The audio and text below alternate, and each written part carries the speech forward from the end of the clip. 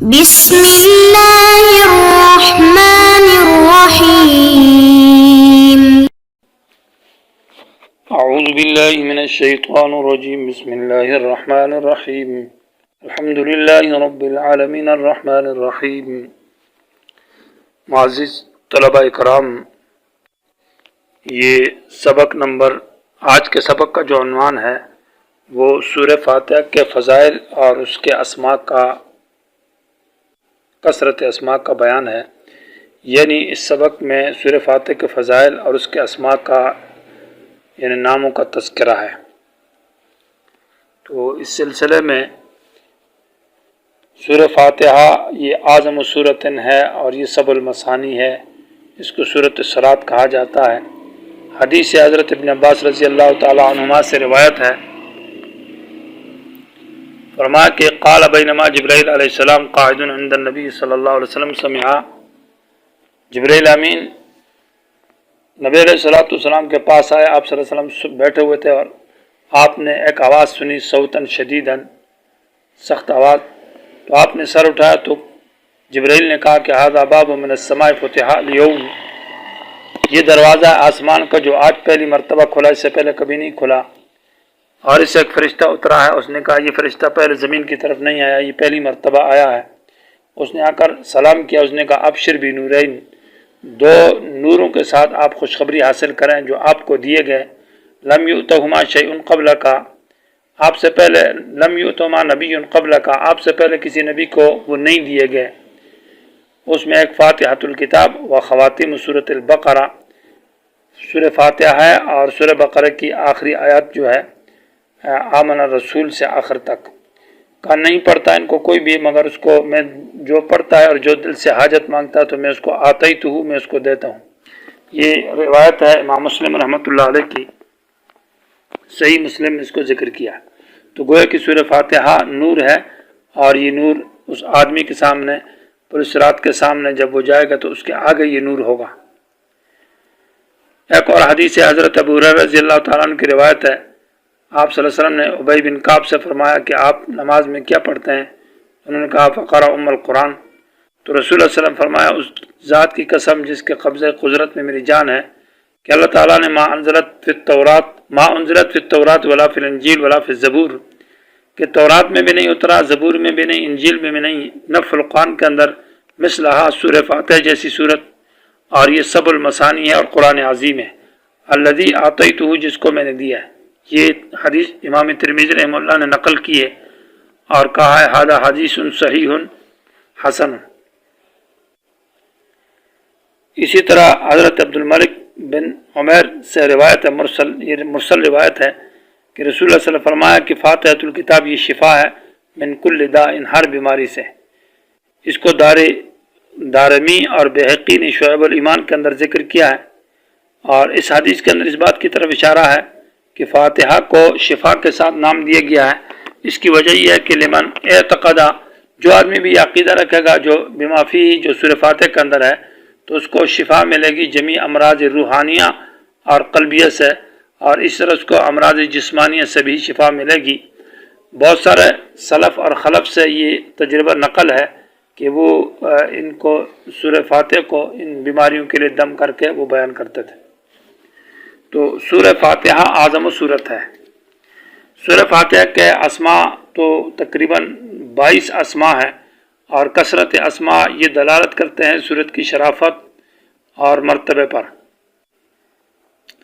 گویا کہ یہ سورت عظیم الشان سورت ہے اور یہ جامع ہے تمام اصول مہمہ کو. تو ہم ان اسماء میں سب سے پہلا اسم جو ذکر کرتے ہیں وہ الفاتحہ ہے. فاتحہ اس لیے کہتے ہیں کہ لأنہا فاتحۃ القرآن، یہ قرآن کے شروع میں ہے. افتتاح القرآن بہا، قرآن کی ابتدا اسی صورت کے ساتھ ہے. اور دوسری یہ کہ تفتح بها القراءۃ فی الصلاۃ، نماز کے اندر قرات جو ہے اسی سے شروع ہوتی ہے. اور اس طرح جمیع ابواب خیر، ہدایت کے عقائد اسلامیہ، اعمال صالحات دینیہ اور اخلاق حسنہ کی ابتدا بھی اسی صورت کے اندر ہے. اس کو سورۃ الحمد کہتے ہیں اس لیے کہ سب سے پہلی صورت ہے جو الحمدللہ کے ساتھ شروع ہے. اس کو سورۃ الصلاۃ بھی کہتے ہیں. حدیث میں آتا ہے کہ حدیث قدسی ہے، قسمت الصلاۃ بینی و بین عبدی، کہ میں نے تقسیم کیا ہے الصلاۃ بمانا یعنی سورہ فاتحہ جو کہ دعا ہے، اپنے درمیان میں اور بندے کے درمیان میں نصف۔ الحمدللہ رب العالمین سے لے کر ایاک نعبد و ایاک نستعین تک جو ہے ھذا مالک یوم الدین تک ھذا لی یہ میرے لیے ہے، اور ایاک نعبد و ایاک نستعین اہدنا الصراط المستقیم جو ہے ھذا لعبدی یہ میرے بندے کے لیے ہے، ولعبدی ما سأل اور بندے کے لیے وہ ہے جو کچھ مانگے گا۔ اس کو سورۃ الشفاء کہتے ہیں اس لیے کہ اس میں شفا ہے۔ اس کو سورۃ الرقیہ کہتے ہیں، رقیہ کا معنی دم۔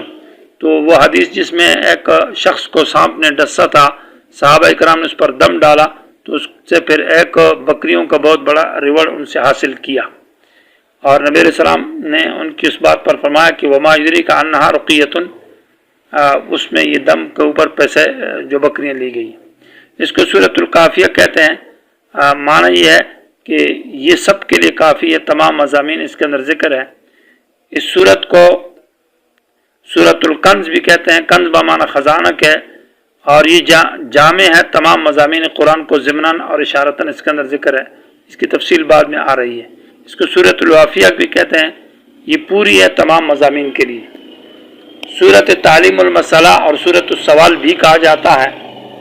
تعلیم المسئلہ وہ سورت جس میں مانگنے کا ڈھنگ سکھایا گیا ہے اور اس میں مانگنے کا طریقہ بتایا گیا۔ الحمدللہ میں پہلے تعریف ہے اور پھر اپنی عبادت کا بیان، اس کے بعد اہدنا الصراط المستقیم میں اللہ سے دعا مانگی گئی ہے۔ اس سورت کو سبع المثانی بھی کہتے ہیں، سبع معنی سات، المثانی جس کے مضمون قرآن میں بار بار تکرار کے ساتھ ہے، یا المثانی جو نماز کی ہر رکعت میں پڑھی جاتی ہے بار بار تکرار کے ساتھ۔ وَلَقَدْ آتَيْنَاكَ سَبْعًا مِنَ الْمَثَانِ وَالْقُرْآنِ الْعَظِيمِ، قرآن عظیم بھی کہتے ہیں اور سبع المثانی بھی کہتے ہیں۔ اس کا ناموں میں سے اساس القرآن بھی ہے، یعنی قرآن کی بنیاد اور جڑ۔ سورۃ الشکر، سورۃ المناجات جس میں اللہ تعالیٰ سے مناجات کی جاتی ہے، سورۃ النور، اور اس طرح قرآن عظیم، اور ام الکتاب اور ام القرآن اس کے اسماء میں سے ہے۔ ام الکتاب یا ام القرآن اس کو اس لیے کہا جاتا ہے کہ ام تو ویسے ماں کو کہتے ہیں، لیکن یہاں ام بمعنی مرجع اور اصل کے، یعنی یہ تمام علوم کی اور تمام آسمانی جو عقائد اور اخلاق ہے ان کی بنیاد اور جڑ ہے۔ اس میں مفسرین کے بہت سارے اقوال ہے کہ اس کو ام القرآن یا ام الکتاب کیوں کہا جاتا ہے۔ تو روایت کے اندر ہے، امام بہقی رحمہ اللہ نے روایت نقل کی ہے کہ اللہ تعالیٰ نے 104 کتابیں اتاری ہے، اور ان 104 کتابوں کے جو علوم ہے وہ اللہ تبارک و تعالیٰ نے تورات، انجیل، زبور اور فرقان میں رکھے ہیں۔ پھر ان 4 کتابوں کے جو علوم ہے تورات، انجیل اور زبور کے، وہ فرقان یعنی قرآن میں رکھے ہیں۔ پھر علوم الفرقان جو ہے وہ مفصلات جو صورتیں ہیں قرآن کی ان میں رکھے ہیں۔ پھر اودع علوم المفصلات فی الفاتحہ، تو مفصلات کے جو علوم ہیں سورہ فاتحہ کے اندر رکھا ہے۔ تو گویا کہ جو سورہ فاتحہ کی تفسیر کو سمجھے گا تو اس نے جمیع کتب منزلہ کی تفسیر کو سمجھ لیا۔ دوسری وجہ جو ذکر کی ہے کہ اس کو ام القرآن اس لیے کہا جاتا ہے کہ تمام علوم، اولین اور آخرین کے علوم جو کتب اربعہ کے اندر ہے، اور جمیع علوم جو قرآن کے اندر ہے وہ تمام کے تمام سورہ فاتحہ کے اندر ہے۔ تو یہ جامع ہے مقاصد قرآن کو اور مقاصد کتب منزلہ من السماء کے۔ ایک اور وجہ یہ ہے کہ قرآن کا اس کو ام القرآن اس لیے کہا جاتا ہے کہ قرآن کی ابتدا 4 مضمون ہے قرآن کے اندر۔ پہلا مضمون خالقیت کا ہے کہ خالق اللہ ہے، تو الحمدللہ سے سورہ انعام تک جو ہے یہ پہلا حصہ ہے۔ اس میں اللہ کی خالقیت کا بیان ہے کہ خالق اشیاء کا پیدا کرنے والا صرف اللہ کی ذات ہے، اللہ کے ساتھ اس میں کوئی شریک نہیں۔ سورہ انعام سے سورہ کہف تک یہ دوسرا حصہ، یہ بھی الحمدللہ کے ساتھ شروع ہے، اور اس میں اللہ کی ربوبیت کا بیان ہے کہ اللہ تعالیٰ نے مواد التربیت، انعامات کو پیدا بھی اللہ نے کیا، جن چیزوں کے ذریعے پرورش کی جاتی ہے، پالن کی جو اسباب اور ذرائع ہیں، اور ان کے اندر تاثیر بھی اللہ نے پیدا کی ہے۔ جیسے خالق اللہ ہے تو پرورش کی اشیاء کو بھی اللہ نے پیدا کیا، ان کے اندر تاثیر بھی اللہ نے پیدا کی ہے۔ یہ دوسرا حصہ سورہ کہف تک ہے۔ سورہ کہف سے سورہ سبا تک تیسرا حصہ وہ بھی الحمدللہ سے شروع ہے۔ اس کا حاصل یہ ہے کہ اشیاء کے اندر برکت دینے والا، خیر اور برکت دینے والی ذات بھی اللہ ہے، کوئی اور ذات نہیں ہے جس کے پاس نفع اور نقصان اور خیر و برکت ہو۔ تو برکات کا مسئلہ ذکر ہے، اور سورہ سبا سے آخر تک جو ہے اس میں اللہ کی ملک اور تصرف اور قدرت اور اختیار کا ذکر ہے، آخر تک کہ مالک بھی اللہ ہے، متصرف بھی اللہ ہے، کائنات کا نظام بھی اللہ ہی چلاتا ہے۔ یہ قرآن کے 4 حصے ہیں اور 4 مسئلے ہو گئے۔ خالق اللہ ہے، اور مربی پالنے والا اللہ ہے، اور مبارک برکت دینے والا اللہ ہے، اور مالک اور متصرف بھی اللہ ہے۔ یہ چاروں کے 4 سورہ فاتحہ کے اندر موجود ہے۔ الحمدللہ میں لفظ اللہ اللہ کا علم ہے، اور لفظ علم کا ذکر جب وصف مشہور، اس سے وصف مشہور مراد لیا جاتا ہے۔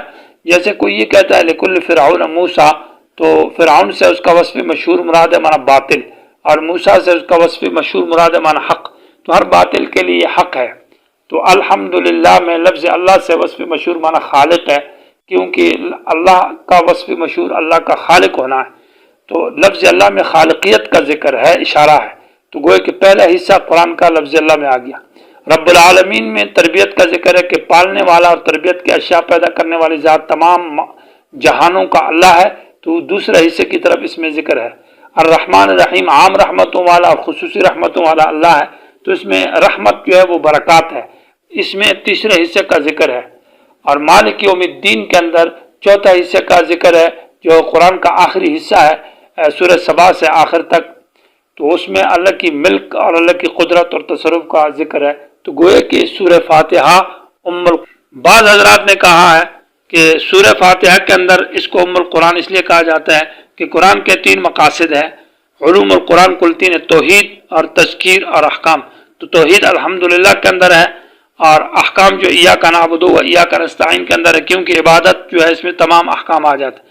اور تذکیر جو ہے آخر میں 3 فرقے ہیں، انعمت علیہم غیر المغضوب علیہم ولا الضالین، تو مغضوب علیہم، ضالین اور منعم علیہم جو ہے، ان کے ذریعے سے انسان واعظ و نصیحت حاصل کر سکتا ہے، تو اس لیے اس کو ام القرآن کہا جاتا ہے، اس لیے یہ جامع ترین صورت ہے۔